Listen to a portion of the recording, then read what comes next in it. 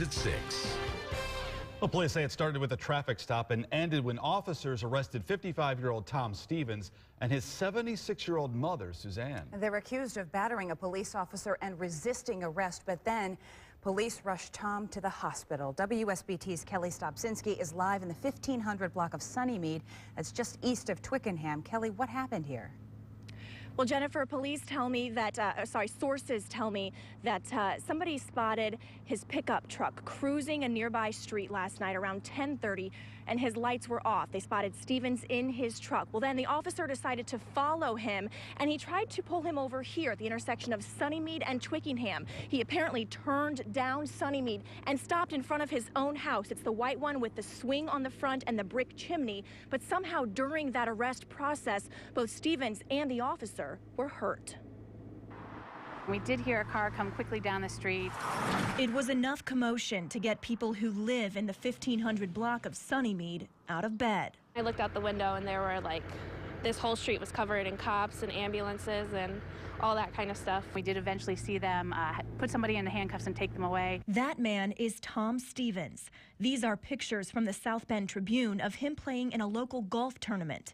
Stevens lives in this house with his mother. That's where Metro Homicide crime scene technicians focused their investigation Wednesday. It's a little scary when it hits close to home. We also uncovered Stevens has a troubled past. A 2011 South Bend Tribune commentary details his struggles with cocaine and heroin addictions. The 1976 Adams High School graduate and golf standout told the paper he had drug-related convictions in 2001 and 2006. I was curious about drugs, he said. Nobody intends to be an addict. I tried it. I liked it. You don't realize how difficult it is to deal with an addiction. This is a nice area.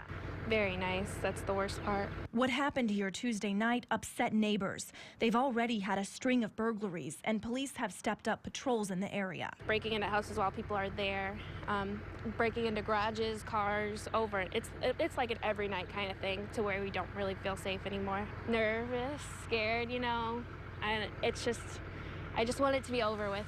I want to be able to live here peacefully.